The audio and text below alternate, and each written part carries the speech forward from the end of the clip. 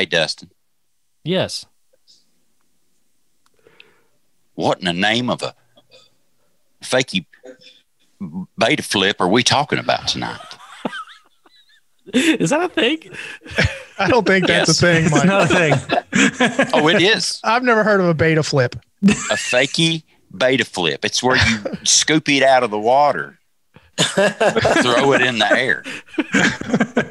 Anywho, thank you guys for joining the 530 Bikers podcast this week. Today we're with a living legend, a guy who's had his hands in many things, still does, and is still rocking all of them. Steve Caballero, thank you so much for joining us today on the podcast. It's been a pleasure to talk to you, get to know you, and just chat. I mean, this is really surreal, especially for Tony. Oh, thank you. And Ryan. You have no idea. You can't see it anymore. My light burned out, but there your deck's right there. Oh, when you popped up, I saw the deck in the back. Yeah. Thank you for that. Oh, I've had them my whole life. I mean, gee whiz. As if he wouldn't notice that. That's an actual 80s deck? Yes. Or the reissue? No, that's the original. Wow. That was never skated. That's great.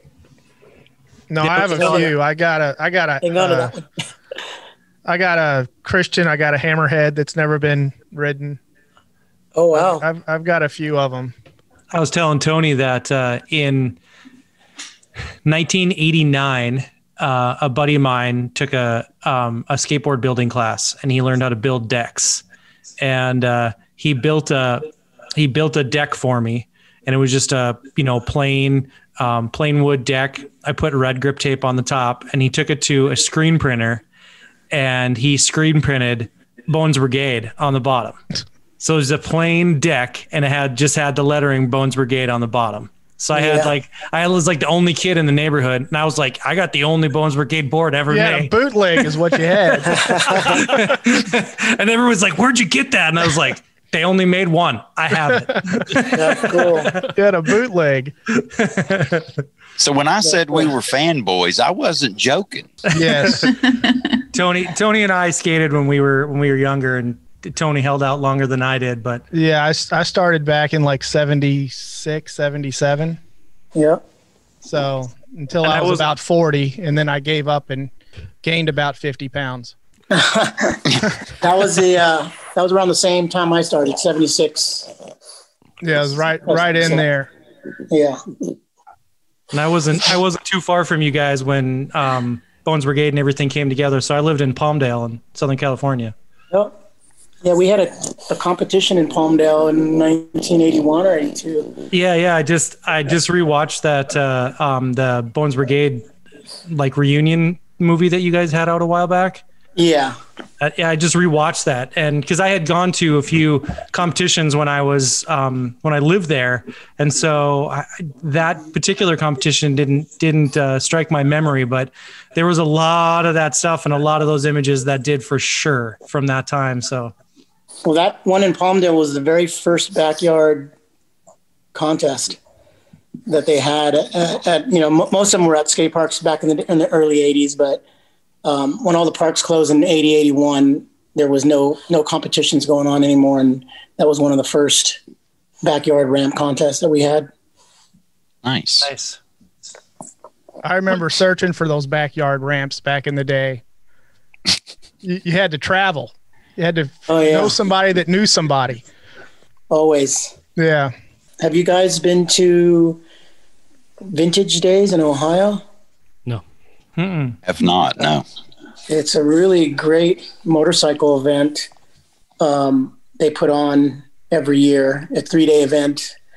And it's basically entails like flat track, rally, there's road racing, there's a motocross track, and they have the hugest swap meet there. And I went there with a group that was doing a story on Indian motorcycles, and we stopped by there and camped out for one night. It's a 3-day event, and one of the most amazing events I'd ever been to. I want to go back someday because there was a lot of cool things to see, and like if you're into like vintage motorcycles, a lot of vintage dirt bikes as well that I've never had seen before. But yeah. Oh no, yeah, Vintage Day or Ohio Day or something like that. It's in Ohio. Nice. That's close to me. That's not very far. That's right across the river. Steve, have you ever been to our skate park here in Louisville? I don't think so. No. We have it's really nice. We had Chris Miller and a bunch of people have shown up down there. Yeah. Tony's been there a few times, but I didn't know if you ever were down there. It was supposed to be one of the biggest skate parks, right? Yeah, it's one of the biggest in the country, and it's 24 hours a day and completely free. Yeah. No, I mean, I've seen videos and pictures of it, but never gotten a chance to go there. Yeah, it's pretty good. Steve, did you skate at all in Phoenix? I have.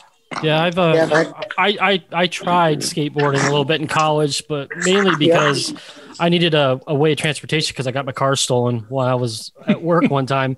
So I had a buddy drive me because I wanted to try it because I had roommates that skated, and we played a lot of pro skaters. So that kind of got me into it. And there's a big skate scene out there then too. But I spent a lot of time out in like Chandler and Scottsdale. They had some nice parks out there, but a couple of pros showed up. I couldn't really remember who, but man, you had to get there at the right time of the day, though. Like you had to get there either the butt crack of dawn or right before sundown, or else you're running into like 7-year-olds. I mean, it got bad sometimes. I've seen some bad collisions, and probably the heat too, right?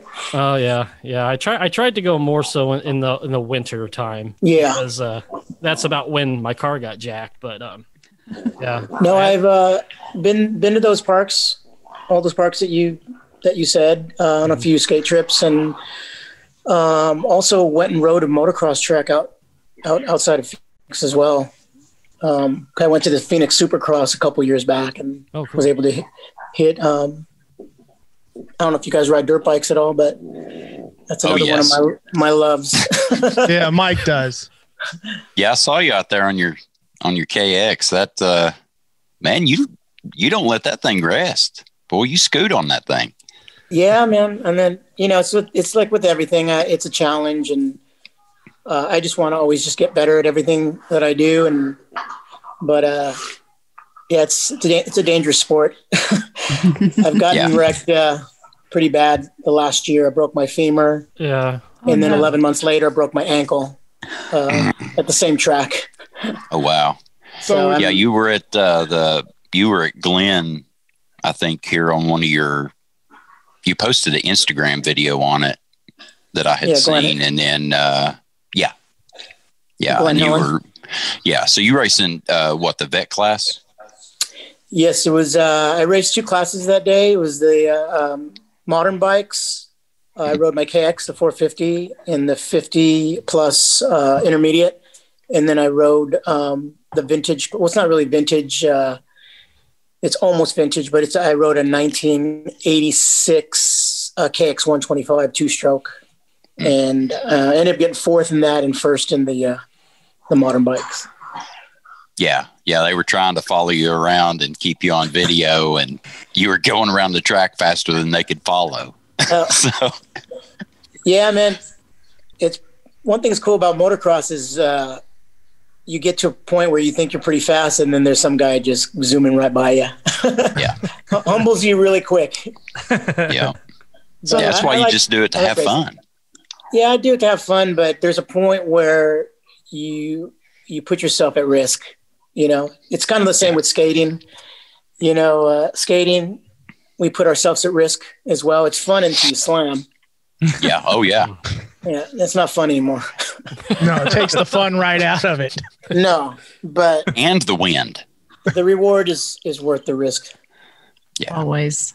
I learned that from Evel Knievel. Yeah, one of my heroes. Steve, what do you ride? Depends what mood I'm in. Exactly. You probably got a whole fleet of motorcycles. You got one of the Bruce Wayne garages. It's just got everything in it. Yeah, I have a 1944 Harley-Davidson flathead. Oh, nice. That I would race flat track for a while. I raced it at this drag race called the RPM Nationals. Also, I've been trying to make it street legal. Not quite there yet, but close. I took a lot of the flat track stuff off and tried to put a headlight on there and trying to get it registered and everything. But it was a bike I obtained probably around 4 years ago in Pismo Beach when they had the Race of Gentlemen race there. I actually ended up buying it off one of the guys that holds the events. They hold it in New Jersey on the East Coast. Mm-hmm. So it was my first Harley-Davidson. But my daily is a 2017 Indian Scout Bobber. That was nice. Those are pretty bikes. It was designed and built by Roland Sands. Oh, shit. Nice. Yeah, it was a project that Indian had brought for me and to build a show bike for the Brooklyn Invitational. So they picked 3 other mechanics, motorcycle builders, and I didn't have a shop, so I ended up teaming up with Roland Sands. Okay. And we built that bike, and it toured the U.S. for about 9 months, and then it got shipped back to me, and now it's my daily. Wow. I just barely got it registered and insurance, so now it's street legal. I've been riding it around illegally for a while now. There's a lot of regulations in California to deal with, right? Yes. Yeah. I don't know. I just didn't get around to it, but I decided that I needed to get that thing legal, just in case I get pulled over. Gotcha. Do you think that the engine on the Indian is like hotter than any other motorcycle? It's pretty hot. I mean, I feel the heat between my legs for sure. I don't want to get my leg near the pipe or anything. It's got a 2-into-1 pipe specially built by Roland, which makes the engine sound even beefier. That sounds like a hot rod when you're right next to me. It's pretty rad. Yeah. And it's a custom bike. It's got 19-inch rims on it. Normally those come with 16. Yeah. So it was really, really hard for me to find street tires for that bike because it was built with street tracker or dirt tracker tires, not made for street. And I ended up just finding some now. Dunlops and Pirellis didn't make a rear for my bike, so I found a company called Shinko that makes custom tires, and a shop found them for me, and they put them on the bike. And I've been, I actually went to coffee today with an old skate buddy, Mike McGill, and Kevin Staub. Oh my gosh! I rode my motorcycle there. I mean, when it's a nice day out, here, it's really nice to get the bike out and piss my neighbors off.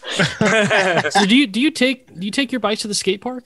Like, do you throw your deck on it? And never. Go to the skate park? No. I rather bring a cars because normally I'm with my kids. Oh, okay. And all our equipment and our boards. But I don't really like sitting on the board or having a backpack, but I've done it a few times. When I've shot some video or did some story on the bike and stuff, I've shown up on the bike, but I don't really like showing up on a motorcycle. Okay. Yeah. I'd rather just drive a car there. You can come a little more, you can be a little more prepared when you show up in a car. Yeah, you can bring a drink with you. So it sounds like you've been injured more on a motorcycle than you have in your skate career.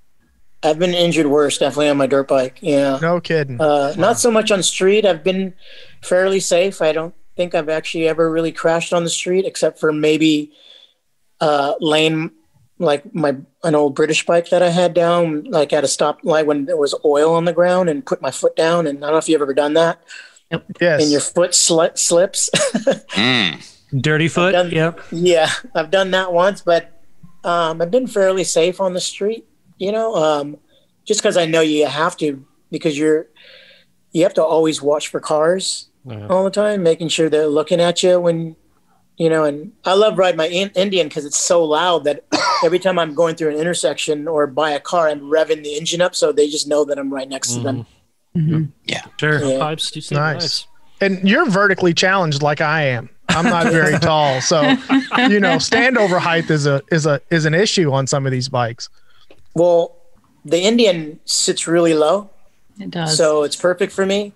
My dirt bike, I cannot touch the ground, and if I'm at a complete stop on the track, I'm on the ground with my bike, constantly lifting it up. Yeah, I can't touch the ground on that bike.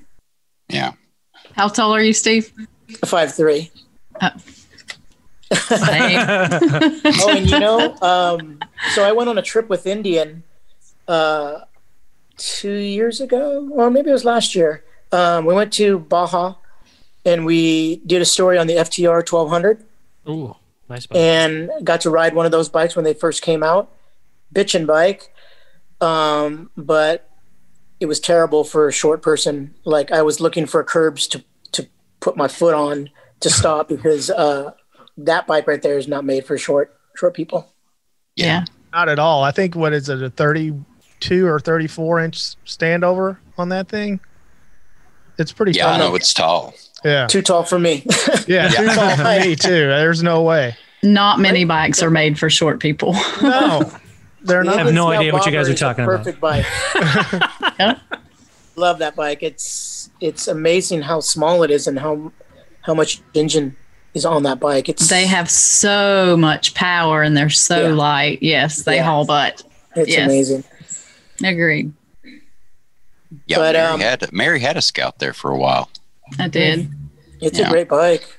It was fun. What about that? You still have the Triumph, the red Triumph? Yeah, I was just talking about that bike on the way home. I just went riding mountain bikes at these new trails. And we talked about that bike, and I'm having like seller's regret on that bike. Oh no. That bike was a very beautiful bike built by a buddy named Brian Thompson near Paso Robles. He specializes in Triumph motorcycles, and we built it for Born Free, for that show that we have out here. Mm-hmm. And that bike got picked that year. It wasn't in the show; it was just on the side. But it got picked to go to Yokohama at Moon Eyes. So me and Brian got a free trip to Japan, showing that bike there. Oh, wow. But I made a mistake of neglecting the IRS for a couple of years. And because I was being lazy about finding an accountant. And 2 years later, they called me, and I basically handed that bike over to them. Oof. Yeah, I mean, that's how much I owed. Yeah. The thing about the IRS is they will wait and wait and wait and wait to contact you, until you have to owe them a lot of money. Yikes. So how many bikes, Steve, go to that competition, and they all have to be hand selected, right? To Born Free? Yes. Well, no, from Born Free to make that competition in Japan, they have to be hand selected, right? They're hand selected by the guy who runs it. Okay. Yeah. Yep. And how many bikes go there? That's the one in Japan is an international competition, right? So bikes come from all over. Yes, they do. It's a show. Basically, it's really for the Japanese, community. But Right. over the years they've invited American builders, and they've built guys from Europe as well.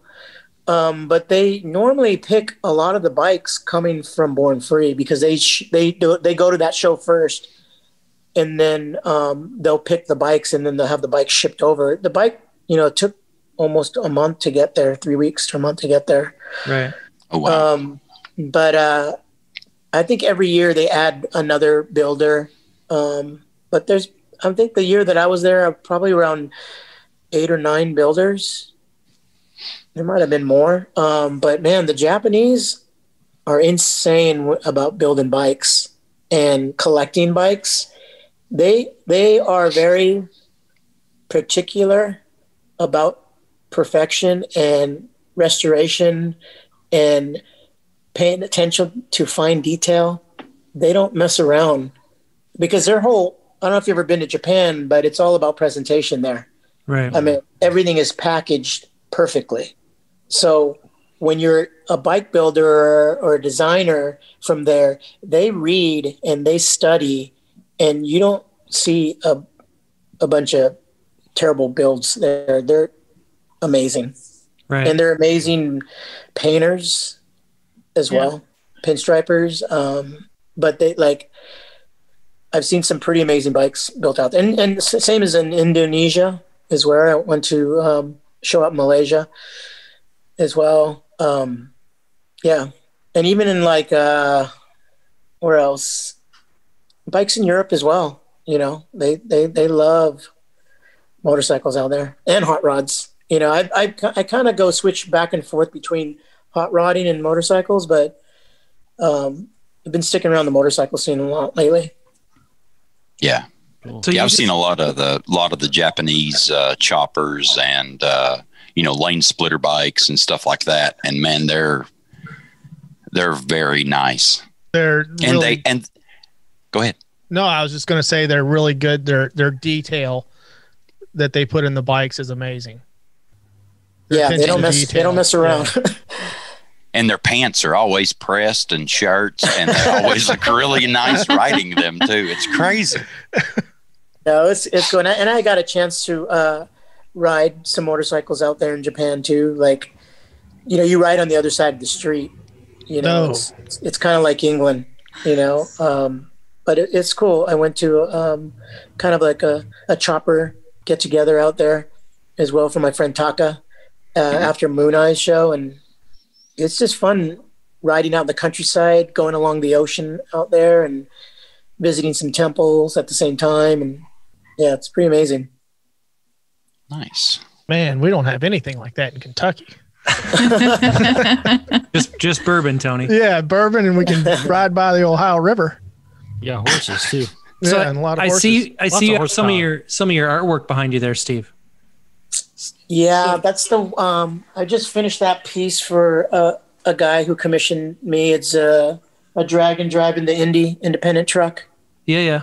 1944 Ford, and Oh, nice. just wanted to put something in the background so it just didn't look too plain. I saw you had posted that. So that kind of leads me to a question I was thinking about. So I've always admired the artwork that you've had on your skate decks for all of these years. And did you have a hand in designing those? Has art always been a part of your life, or is this a new thing for you, or what does that look like for you?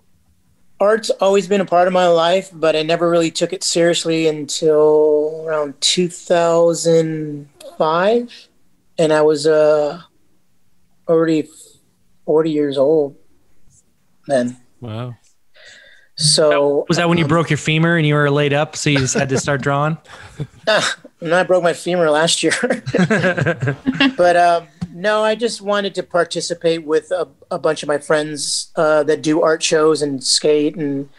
But no, I've always loved art. I just never got in the art scene. But Gotcha. there were skateboarders like Lance Mountain and Mark Gonzalez and Nadas Coppice and Ed Templeton. Who else?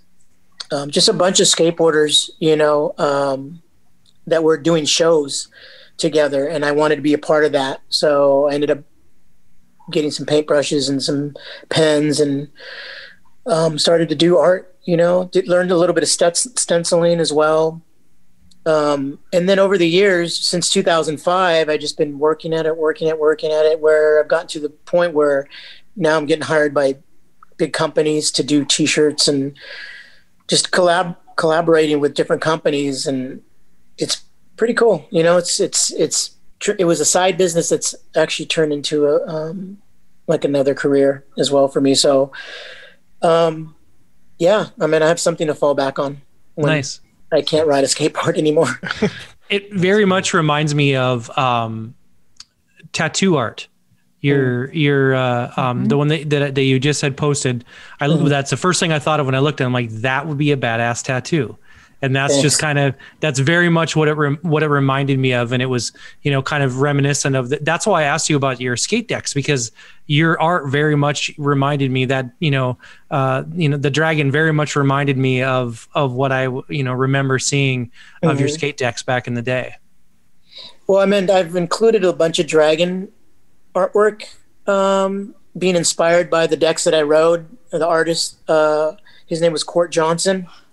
He drew all the decks in the 80s. Another awesome artist was Jim Phillips from Santa Cruz. He did all those decks.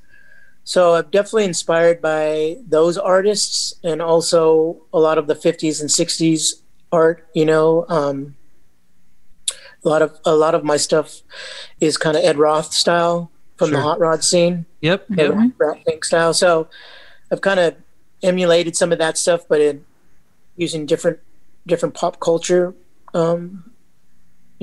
people and things. And the one back there is a dragon driving, it's a real independent truck, a 1940 Ford.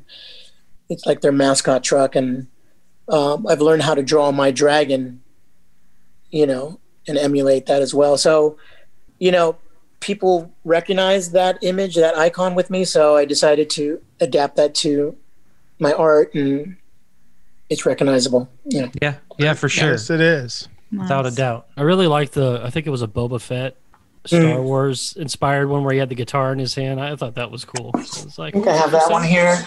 Oh, man. Oh, yeah, right here. Yeah, that's what I'm talking about. Yeah, buddy. Yeah, I like that. Well, this one's actually bigger. So this is that size, and then this one's a little bit bigger. This one's like 16 by 20. Yeah. Oh, wow. Yeah, that's really cool. But yeah, I love art. It's fun. Yeah, when I was talking about it, I used to go out and skate in Phoenix. That's where I went to school. I went to a small art college out there, so I have a real big appreciation for that type of stuff. I really dig it. Yeah, and I've actually done a few tattoos already. I've done 4 tattoos on people. Didn't get well received from the tattoo artists, but I did it anyways. And, because I think in that scene, they want you to go through the ropes and apprentice and do it their way. But I don't want to be a tattoo artist. I mean, I just did it for fun. I did it for the challenge. And, it's a crazy scene. Like, that's very competitive. These guys that do art for a living, I mean, they rely on people coming in and getting work, so when you get someone like me, who's not a tattoo artist, and I do a few tattoos, and then you get people going like, oh, tattoo me next. I want a tattoo from you. Yeah.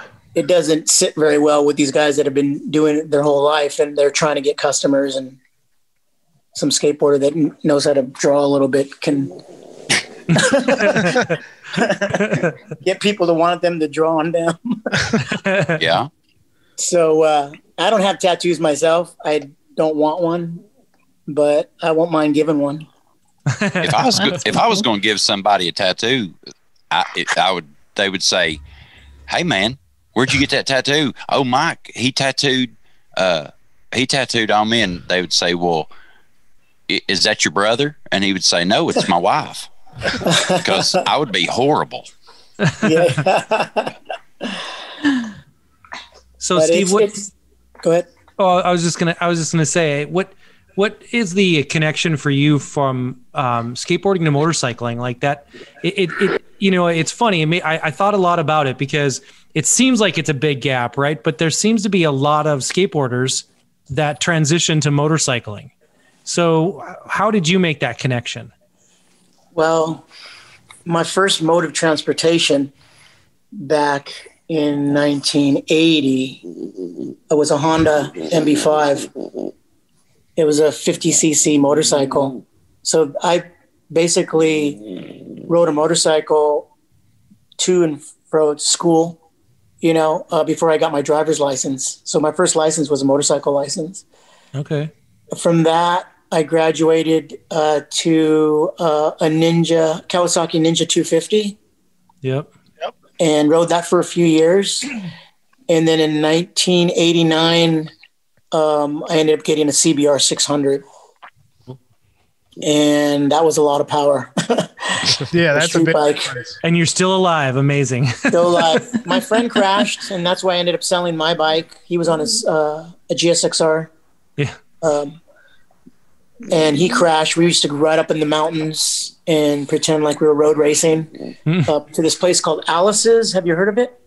Not familiar with that. Is that It's a famous place up in the mountains, Palo Alto Mountains in California it's an old biker hangout called Alice's Restaurant. Yeah, that was what I asked you if that was the restaurant. Yeah, I'm familiar. I've never been there, but I'm familiar. Yeah, so we would ride there every weekend. We'd go to the clubs. I used to go to a lot of clubs in the late 80s, early 90s and pick up on chicks and invite them to Alice's the next day. So we'd go out there, and this was before the helmet law. No, okay. So we were riding those motorcycles without helmets. Nice. Wow. Yeah. So I'll tell you, the road bike is not nearly as scary as standing on a legit vert ramp. I can say that for a fact. When you stand on a legit 13, it's scary up there every time. No, that's funny you said that because there's a friend of mine that we go fishing with and we also ride dirt bikes with. He's never seen a big vert ramp in person, and he came. He's mutual friends with Mike McGill, who I also ride dirt bikes with, and we invited him to Tony Hawk's indoor ramp, and he didn't even want to walk up the stairs because he's afraid of heights. But he was pretty amazed by it. I said, "Hey, Ron, why don't you come up the stairs and look down?" He's like, "No, I'm not doing that." No. Scary out there. Scary. Yeah, it's a 14. Tony Hawk's ramp is 14 feet high. That's a big one. What's the vert at the top? Is it like 14 inches, 18 inches? 2 feet of vert. Is it 2 feet? Jesus. Yeah. Yeah. Man. And my friend Elliot, who lives right down the road, he's got an even bigger one that's like 6 inches taller. Oh, man. No. I'm 6'3" and I'm afraid of heights, and that would terrify me. I'm not gonna lie. Scary. Yeah, man. Yeah, see, I was always into the BMX scene, and that's where I got my start into wearing Vans and stuff like that. And I happened to I've owned more than 3 or 4 pair of half cabs, just because the ankle support was there. It wasn't there on a regular van. So, I have a closet full of them. And so it's, I tried skateboarding. I skateboarded for about a week and, I couldn't really get an ollie down. I got the rear truck hung up on the sidewalk a couple of times, and it was like, no, the bikes are way more fun. So I could do a little 180 little pop shove it thing. That's about all I could pull off and not fall down. So Speaking of the half cab, Steve, weren't you the first endorsed shoe by Vans? Am I wrong on that? Yeah, I was the first professional athlete to have a shoe on Vans. That came out in 1989. There was another skateboarder named Naudus Coppice. I guess he ended up getting a shoe as well, but this was from a company that was in France. They were called Etnies at the time. And after that, they came over to the U.S. and became Etnies USA, and they did America and all this. But, there's a toss-up between who had the first pro shoe. There's, but in the USA, Vans was the company that made a professional skateboard shoe, and that was mine. Yeah, because I had a bunch of them. I had a pair of Solomon Agas too. Yep. Yeah. Yeah. So Solomon's came after in the mid 90s. My shoe came out in 1989, and then we ended up inventing the half cab shoe in 1992, which was basically my high top cut in half, and that's why it ended up being called the half cab. But Solomon is another friend of mine who lives in Oceanside, who lives really close to me, and we ride dirt bikes together as well. So he's a motorcycle rider. Nice. Yeah. Wow. See, so there's the correlation yet again to riders and skaters. So yeah. So, so back to my story. After I had that bike in 1990, the CBR 600, I discovered what a BSA was. My friend worked at Thrasher magazine, and he had this really chopped up, like it would resemble a bobber right now before the term ever came out. But it was hodgepodge together, and it just looked really cool. It sounded cool. And so I ended up buying it from him. And then that turned my love into British motorcycles. So I ended up selling the CBR 600, and I ended up getting a 1974 Norton Commando 850. Fell in love with that bike. So I had those two bikes, and then I found a really cool 1959 Ariel Square 4 with a sidecar at a swap meet, and I ended up picking that. So at one point in the mid 90s, I had 3 British motorcycles. Nice. You could see it in one of my skate video parts. I'm wrenching on the Norton, and it passed by both the Ariel and the BSA. So I rode those bikes for a long time. I was totally into the British motorcycle scene. And then it wasn't until around 1999 I got into dirt biking, and I got into dirt bikes, and I got my first dirt bike at age 30. And I got into hot rods at the same time, because my friend that I rode dirt bikes with was in a hot rod club called the Road Zombies. So once I got into the hot rod scene, I basically put the bikes away and just started trying to figure out what that was with cars. Man, really cool. Wow. So what's your favorite hot rod? I want to know. My favorite one, would if I could own one, probably a 1940 Zephyr. Oh, 39 or a 40 Zephyr. There you go. Yeah. But I've owned a few hot rods. I had a 1930 Model A 5-window. Yeah. And I currently have in my driveway a 1935 Ford 3-window. Wow. Nice. And I was building a 1927 Roadster pickup with a buddy of mine, but then I got married and had kids. And my daughter just turned 11, so it's been 11 years since I even touched that project. So it's getting close to going up to Santa Rosa and picking that project up and starting back on it again. Okay. Nice. Yeah. You don't have a 1968 Shelby Mustang, do you? I don't. No. Those are. Is that Eleanor? Is that the one they call Eleanor? And yeah, that's Eleanor. It's like those are like Mopar, right? Hot rods. Oh yes. Yep. Yeah. No, I'm more of the 30s and 40s cars, Gotcha. the older vintage traditional stuff. Yeah. Not really into the muscle cars. They're big out here in the Midwest. Like yeah. Yeah. There's car shows. And I also have a everywhere. 1965 Ford Econoline truck that my buddy just picked up, and we're going to put a new engine and a transmission in there and brakes. And once that's finished, I blew it up out here because where I lived before, I didn't have all these hills. Yeah. And where I live now is a bunch of steep hills, and it just really was really hard on the motor, and ended up blowing up that motor. And so now that once I get that back, that'll probably be my skate surf moto vehicle. Yeah. You ought to try to find you like a mid-60s Ford or Dodge bread truck.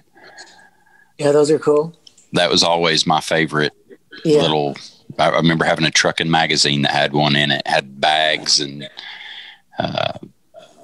basically been rockered out and had a big set of wheels on it, and it looked really, really cool. That's cool. So, what's your dog's name? This is Oliver. Oliver, look at him. He's so cute. He's very chill. He missed me. I was gone for a few hours, so now that I'm here, he wants to be on my lap. Yeah. Have you seen him skate? I have too. Yeah. He's learning. I haven't. I'll have to check that out. To skate every once in a while. Oh, Oliver, you like skating? You like skating? You like to skate? Holly, do you?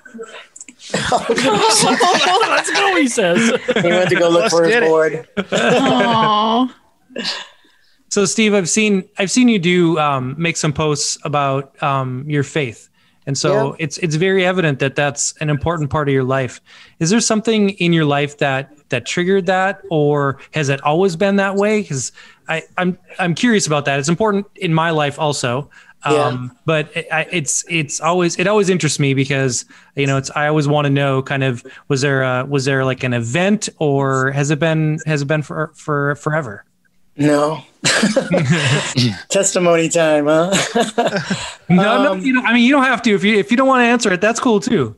No, I do. I just don't, I try to it's a long story, but I don't want to bore you guys with it. But basically, I didn't grow up in a spiritual household. Sure. My dad was pretty much an atheist, and my mom was a Catholic. But she never really went to church, so basically wasn't practicing that religion. But it wasn't until I was 40 years old. Okay. And before that, I was always kind of searching for something to enhance my life, because, when you get to a certain age, you're always trying to figure out what can make my life better.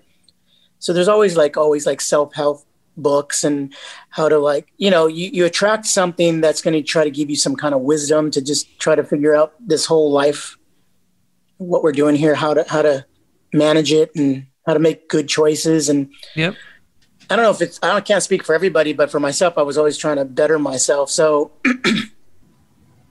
7 years prior to become a Christian, I got really into Zen Taoist philosophy. Okay. And that was based off of Bruce Lee.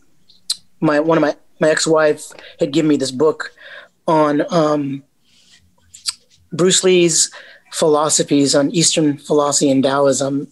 And I'm like, oh, that sounds pretty cool. And it's all Zen. And I'm like, Zen, I've heard that word before. And I remember Stacy Peralta, when I first got on the team when I was 14, he's like, you have this Zen way about you, you kind of go with the flow of everything. And so I always remembered that, I didn't know what he meant by it, but I always remembered that. So years later, when I ended up getting that book and reading his philosophies, I'm like, yeah, this is kind of how I approach life, kind of just go with the flow of things. Don't let things don't focus on the past and don't focus on the future, just kind of focus on the now.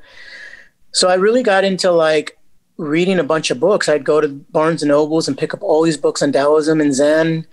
And they always spoke about enlightenment. The so-and-so was enlightened by this, so-and-so was enlightened by that. And after 7 years, I was like, when am I ever going to get enlightened? Where is this said light? When is this light kind of turn on? 'Cause I just, and to be honest with you, the more I dipped into Eastern philosophy, it made me become an atheist. Okay. And it made me really not focus on where I came from and where I was going, because it doesn't focus on that. It focuses on the here and the now. Sure. If you keep worrying about the past and you keep worrying about the future, you don't get to live your life. What you're doing now. And that's what that thing is all based on. But I was always trying to figure out what this enlightenment was. And I just never felt like I got enlightened by it until I became a Christian. And then that's when the lights turned on, okay. And that's when I was like, oh, okay, now I'm enlightened, because I got introduced to something that I ignored for years. And it wasn't until I understood what forgiveness was. And, you know, I wanted to know all about forgiveness and where it came from and what it means to forgive people. And because it was an incident that happened with a soon-to-be ex-wife now. She's a Christian when I met her. And she was dragging me to church and everything. And like, I totally like, wasn't into it, you know, but she was brought up in it.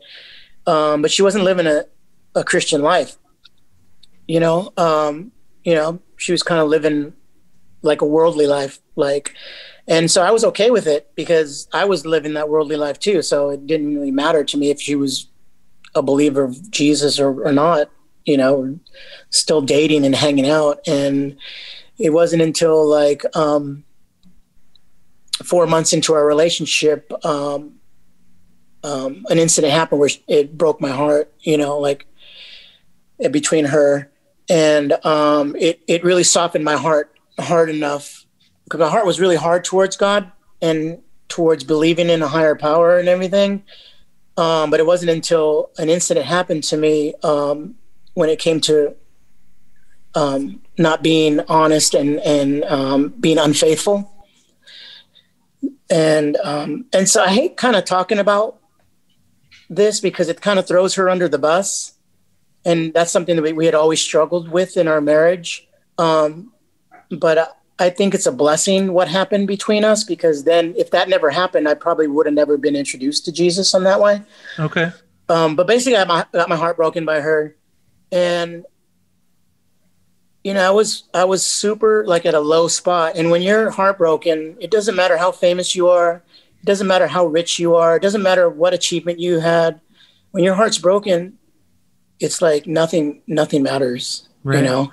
And I think you can see why a lot of like famous people and actors commit suicide, because when their heart's broken, who cares how famous you are and how much money you got? You don't want to be alive anymore, you know? And it hurts just the same. Yeah. So I wasn't at that point where I didn't want to live. I was just bummed, you know? Because nobody wants their significant other with anybody else, you know? And when you find that stuff out, it just bums you out. Right. But so I was at a point where I was like super low and I was just searching for answers. And then all of a sudden I'm like sitting like this, computers in front of me. I have my head down and all of a sudden, bing, a voice comes in my head and says, call your sister-in-law.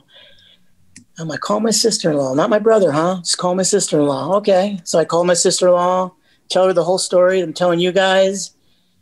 And she goes, yeah, you know, Stephen, like, you know, you've made it pretty well for yourself. You've done really great. But there's something missing in your life. And I'm like, what's that? And she's like, well, you don't have God in your life. And, you know, you're making bad choices, you know, and I'm thinking like, okay, well, you know, I was trying to figure out how this happened to me. How does a 40-year-old get in a situation where, you know, I thought I was super wise. I thought I was like making right choices. And obviously I didn't know how to pick somebody that couldn't happen to me. You know, I was prideful in that way. But obviously that humbled me and said, like, I obviously don't know people very well and I don't know what I'm doing. I don't know how to pick the right person for me. So I have to be right in my heart, you know? She says, yeah, you need to get right in your heart. So I said, because I knew she was a Christian. She's married to my brother. And I go, well, I've been thinking about forgiving, you know, my girl, Rachel, you know, because I go, is this something Jesus would do? She's like, yeah, he's all about forgiveness, you know, because in my heart already, I was like, this was like 3 days after this happened. And in my heart already, I was already saying like, well, I have to forgive her, you know, because I would be a hypocrite if I didn't. And the reason why I said that is because I had girlfriends in the 80s and I cheated on them, you know? So for me to get mad at her for something that she did, and I have no I'm no better than she is, you know, because I've done, you know, things that were dishonest when I was younger in the 80s. I mean, in the 80s. It was the 80s. It was okay. Blame it on the 80s. Yeah, a lot of girls came around in the 80s. And I traveled a lot, you know, and so I wasn't faithful with a few girlfriends. So back to my story, it's like, you know, God's saying, like, you hypocrite, you have nothing to be mad about, you know? Yeah. You're no better than she is. So I decided, like, okay, you know, I'm going to call her up and have her come over and tell her that I'm going to forgive her for what she did. And I'm going to start going to church, you know, and because I wanted to know about Jesus. I want to know who this person was. And I want to know his story, because I ignored him for 40 years, you know, and I just wanted something different, you know, and here I am. This was 2005. And here I am, you know, this is 2020, 15 years later, studying and learning about Christianity and Jesus. And I'm not looking back. You know, I've been on the other side of a non-believer, an atheist, and I love what Jesus has to offer. That's a great story. I mean, I really appreciate you're willing to share it with us, because it's evident in your posts, and you know that you do believe, and that you're not hiding your faith, which is great, because that sometimes that's hard for people to do. It's been hard for me at times in my life too, that, you know, I've struggled with that from time to time. Do you find it difficult to rectify then your time in motorcycles and skateboards, and, you know, you're evolving as a person, and I know what it's like in the motorcycle world, and you know, tough crowd. Tough crowd, right? And so, you know, have you found it challenging then when you started to evolve and grow in your faith? Have you found it challenging to, have your friends shifted, or have they just been kind of like, all right, this is great, you know, like accepting? Well, like I said, I've been on the other side. So when people try to preach to me, I was like, I don't want to hear it. You know, I don't need it. You know, you don't need to be talking about God to me. I'm okay. So I always remember that. So I treat people with the same respect. Sure. I don't treat people the way that I didn't like to be treated. Gotcha. You know what I'm saying? So as a Christian, I'm delicate in that manner. And earlier, when I first got saved in 2005, I was super happy about it. And I wanted to tell everybody. but when I did start to talk about it, my newfound faith in Jesus, and I really discovered how many people don't want it and don't want any part of it. And so it made people treat me differently. And it made me realize, like, oh my goodness, like a lot of my friends and family don't want to know about it. So it made me kind of step back and go like, okay, you know, this is something that's exciting for me, but doesn't sit well with other people. So how can I figure out a way to share this, you know, newfound faith and way of life to people? And in scripture, it just says, just live it out. You know, people don't need to hear it. They can see it in your life. So over time, I've been wise enough to know when to open the door and when to close the door, keep the door shut. And when people ask me about my faith, I'll talk about it. But it's not something I like to boast about it. Right. You know, especially on Instagram and everywhere else, because it's a touchy subject, you know. Religion, politics, and pushing Mongo, you don't want to talk about on Instagram. You'll get blocked. You'll be unfriended. Yeah. You know, so those three topics, they're not topics you want to express, you know. Mm-hmm. So the way that I express it, I'll throw little nuggets here and there, but I don't want to be that Christian that's just kind of Bible thumping people all the time. You know, I mean, I've been a Christian for 15 years, and when I go to Supercross races and I see those guys with the signs out, you know, with scripture on it, like, I'm like, not a place. Like, there's a time and a place, and I'm a Christian and I believe everything that you're saying, but all these people walking through, like, you're pushing them away. Right. Yeah.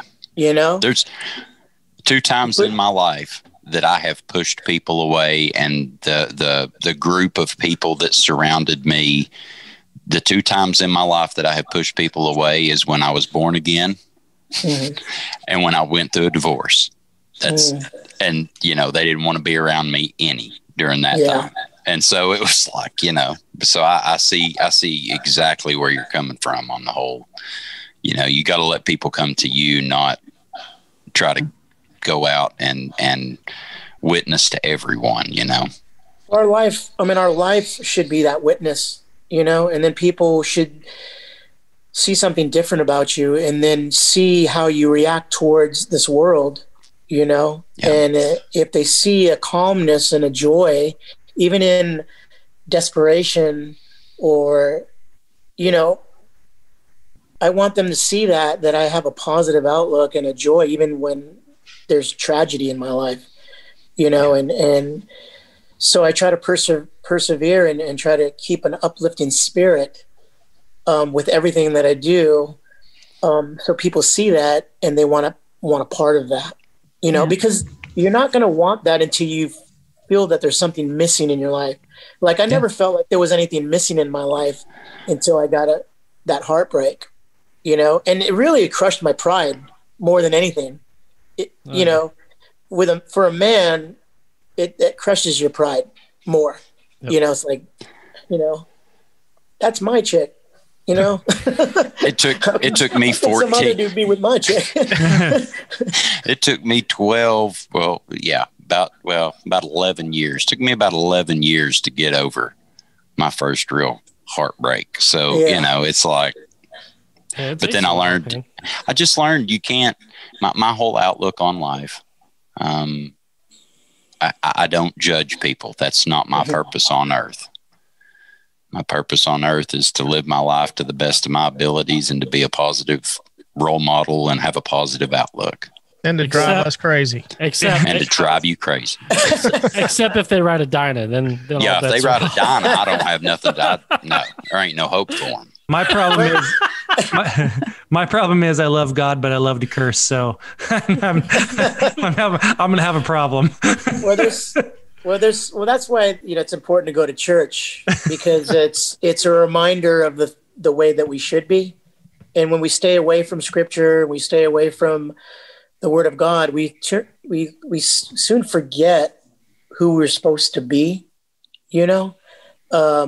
there's scripture. I'm terrible at quoting scripture, but I memorize certain lines, and there's a line that says, don't be one of those fools that looks at themselves in the mirror, and then as soon as he turns away, they forget what they look like. And that's the same thing as with the word of God. Let it sit in you, and as soon as you leave church, don't forget about what was said, to be a part of you. So, and there's other scripture that says, like, don't use the same lips to curse someone else, but praise God at the same time, So that right there, you probably missed that. You probably missed that Sunday school lesson. We're going to have to change the name of the podcast after that. But, I definitely, if I would not claim, it's when you claim Christianity, that's a responsibility. You know what I mean? Yeah. It's like claiming that you're a motorcycle rider, but you don't have a motorcycle. You know what I'm saying? Yeah, we know a few of those. Yeah, we know, we've met a few. We've met a few of those. Yeah, but how lame is that? Right. Right? It's true. Right. So you don't want to be claiming you're a Christian, but then you have like a potty mouth. You know what I mean? Because in scripture, it tells you not to curse and use those words with the same mouth that you praise God with, I know. But see, whatever's in your heart, whatever's in your heart comes out your mouth. So if stuff that's defiling and I gotta go to church now. Man, I haven't been since the pandemic hit. Me neither. We've had to avoid it here. I work in a hospital, and it's our state is not supporting regulations right now, and so no, I know it's making it really difficult. And gatherings like that are impossible. Yeah, we've been lucky. They broadcast it on television here on Sunday, our local church. So we've been doing that a little bit. We can watch it, but we can't go. You know what's good too is what I find helpful, and I'm a part of a Bible study group of men as well. To get together with some buddies and go over scripture and stuff with them, and there's always some enlightenment there's always somebody, depending on what season you're in, where your heart is, there's always something, a little bit of scripture that will affect you, or maybe not today, but maybe yesterday it did, or maybe in a couple months it'll affect you. But I know that staying with anything, I wouldn't have become a good skateboarder if I didn't ride my skateboard every single day.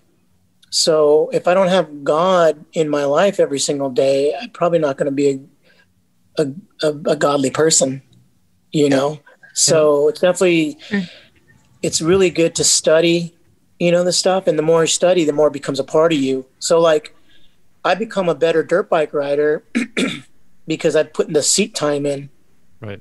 I was like a monthly rider when I lived up in North.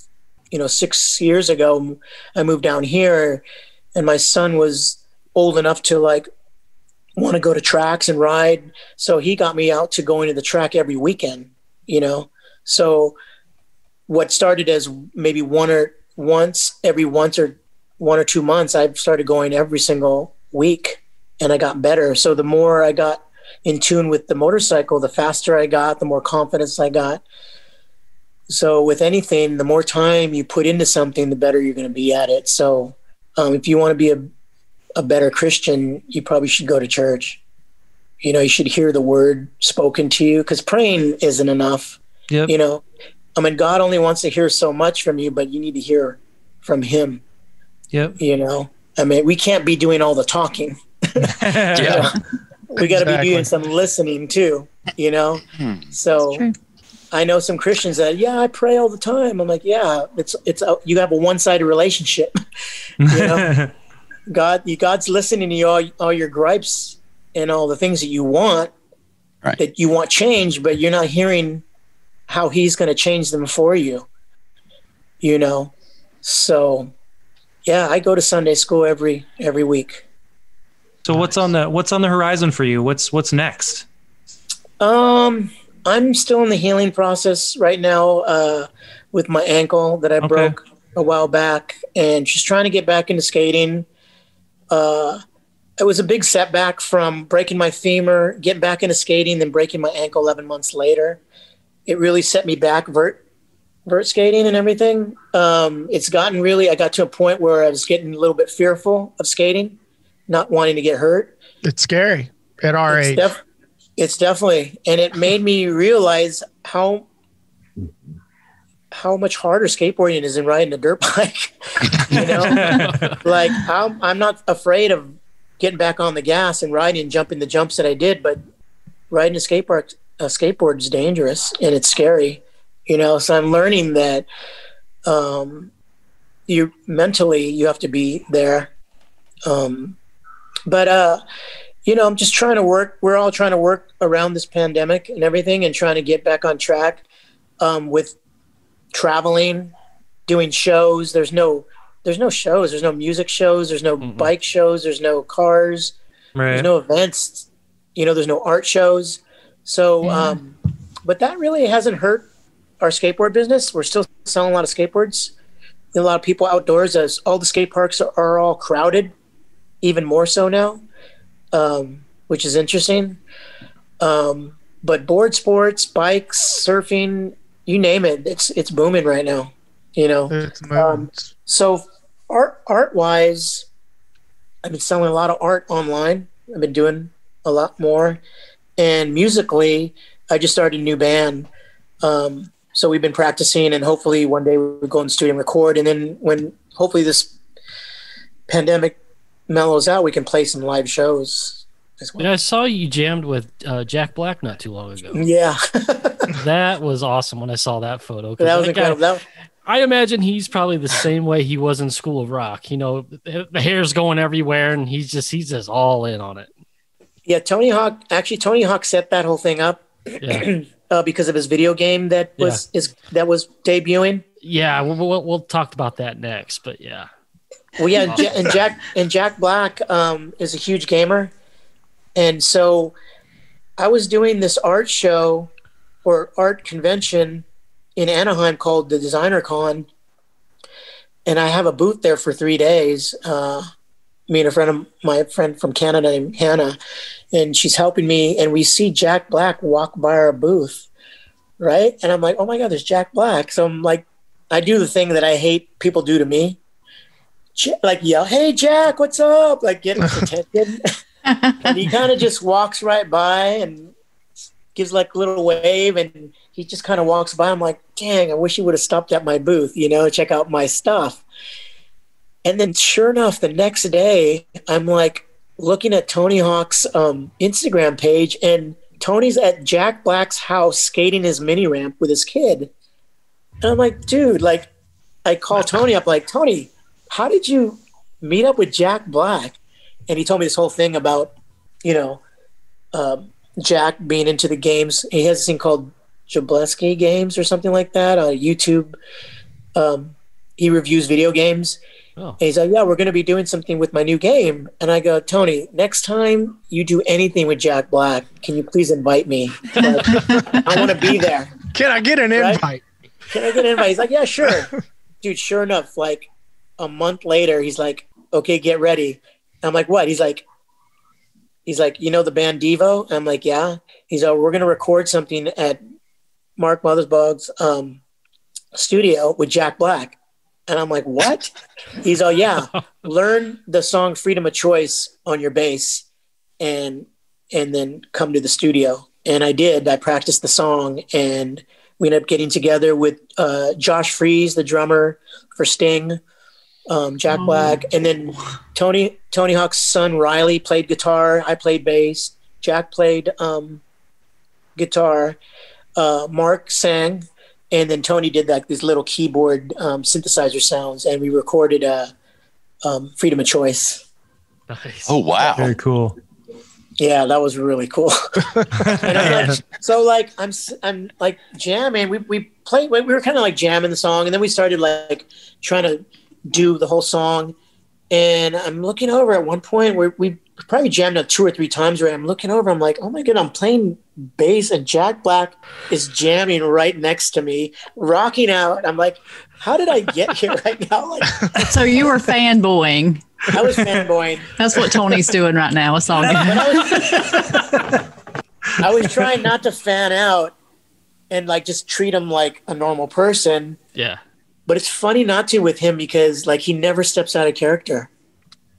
It's like I was in a movie the whole time I was talking to him. Like he does not step out of character. He's constantly trying to make you laugh. Constantly. That's all. And that's his true. That's just his true self, right? That's how he acted when he was around me. I was like, am I in a movie right now? Because all his mannerisms and everything. I like, yeah, I saw that one in that movie, and the way he's talking to me now in that movie. So you've seen Kung Fu Panda too, then? Yes. I love that movie. They are the Lord's Jeeps. You had the noodle dream. I love Nacho Libre. Don't wrestle your neighbor, okay? That's my favorite movie from him. That's one of the best movies ever. I had no idea. It took me like 3 or 4 watches of Nacho Libre, but I had no idea it was a Nickelodeon movie. Oh, really? What? But it's so funny. Yeah. Oh. Yeah, it is. It is. You gotta eat the eagle. You gotta take the eagle's yolk. Eagle eggs. Yeah. So let's circle back to because they just released Pro Skater 1 and 2 as was kind of one game back in September. Yes. Woo! Now I played the heck out of that back in college because like I said, I had skater roommates, so that kind of got me into it. Then playing Tony Hawk is like, yeah, I want to go out and do this stuff, but like I couldn't. I was bad at it. But so I lived vicariously through the video game. But what was the reaction like the first time you saw yourself as a playable video game character? I mean, that had to be surreal. No, it was amazing. Like I didn't come into the games until Tony Hawk Pro Skater 2. Yeah. So I played Tony Hawk Pro Skater 1 a lot, and I learned how to, unlock the characters. And who'd you play? When I played them all. Oh, okay. Played all the guys. Yeah, because I wanted to unlock their videos. And so when I got the call from Neversoft, actually Tony didn't call me. It was one of the designers. His name is Ralph D'Amata. And he actually just released a documentary on the making of Tony Hawk Pro Skater 1 and 2 back in the day. And he was one of the designers of the game, and he called me and said, "Hey, the designers are huge fans of you. They want you to be part of the game." And I said, "Yeah, sign me up." So, I lasted in the game for number 2, number 3, number 4. And then I'm not sure what number 5 was. I think that was Wasteland or something. And then you were in Underground too, right? Yeah, I think a little bit in Underground. I played that. Yeah. But the first 2 video games we got a royalty from, and it was insane the money that we were making with that video game. And there was 8 characters in that game, so we were all making the same amount of money. One year I made over 250 grand in royalties. And that was times 8 people in the game. And I don't know what Tony's deal was. His deal was way better than ours. So, but I think Activision got clued in on that. And they're like, these guys are making way too much money. So when number 4 came out, I got the call, "Hey, we want you in the game, but we're only going to pay you 15 grand. And that's it. Do you want to be part of the game?" And I said, "Yeah, I still want to be part of the game." So, but yeah, cool. And I didn't really have to do much for the video game. I just had to go in there and tell them what clothes I wanted to wear, what my special tricks were. And I just gave them a little bit of skate footage to put a video together for them for the end of the video when you unlock the characters. And, and I just thought it was like, here's like 35 years of experience. Now I'm getting, paid back for that being in a video game. That's why I was a part of that game, because of all the things that I'd done prior that they wanted me to be a part of that. So it definitely was a blessing, and it really kept me in the game as far as, no pun intended, but in skateboarding, which it prolonged my career. It made more people know who I was, even kids, because my heyday was in the 80s, and this video game didn't come out until like 99, 2000. Yeah. So it already passed my prime, but I was still relevant. I was doing a lot of street skating from 95 to 2000, had my best street skating part. So I was relevant there, but I would have parents come up to me and all the time in early 2000s saying that they recognized me from their kids playing the video game. So it really brought skateboarding into the home where people would never even know about skateboarding. But if you fast forward 20 years from then, I'm now seeing these same tricks that I played with my thumbs happening for real life in the street, where guys are doing like kickflip to crooked grind, to 360 flip out, to manual, to ollie to nose manual, to nollie flip out, like all in one trick. But you didn't know that could even be done until you played Tony Hawk's Pro Skater. Well, I'll tell you what, the Caballero, nobody knew could be done until he did it. I remember the first time I saw it, I was like, what the hell is that? How did he do that? It's amazing. Tony, did you ever do that? No. Well, skaters are always thinking outside the box as well, and always trying to find new ways to ride a skateboard and do maneuvers and stuff. So everything is a challenge. And at the time in the 80s, when they were in 75, 76, there weren't that many skateboard tricks back then. So I've seen the progression of skateboarding, go all from barely doing any kick turn to what they can do now. And in the early 80s, we were very competitive, and we were doing these contests where you had to like either make up a trick or had to have something different to stand out. And so I had gotten to a point where I'd learned pretty much all the tricks that the guys were doing in competition. And then now you go to the park and you got to try to figure out what can I do next? What can I do to surprise these guys? And a lot of tricks were done on accident. Like how I invented the Caballero in 1980 was by accident. And at the time I could already go up backwards and do a thing called a fakie ollie where you hit the coping and bounce off and catch air and come back down. So I could already do that. That was one of the tricks I knew how to do. I was at a skate park and I was watching this pro skateboarder skate that was before my time. He was like a late 70s skater, and he would do this trick where he'd go up and slide to fakie, go down backwards up the wall, and he would do a 360 kick turn at tile and come back down. And that was like one of his like signature tricks that he would just do all the time. And I remember one time he was going really fast and he pumped really hard, and he kind of hit the coping and flailed in the air, but still spun that 360 that he would do on the tile. And I saw the board come around and he's like flailing. And I looked at that and I'm like, I wonder if that could be done, you know?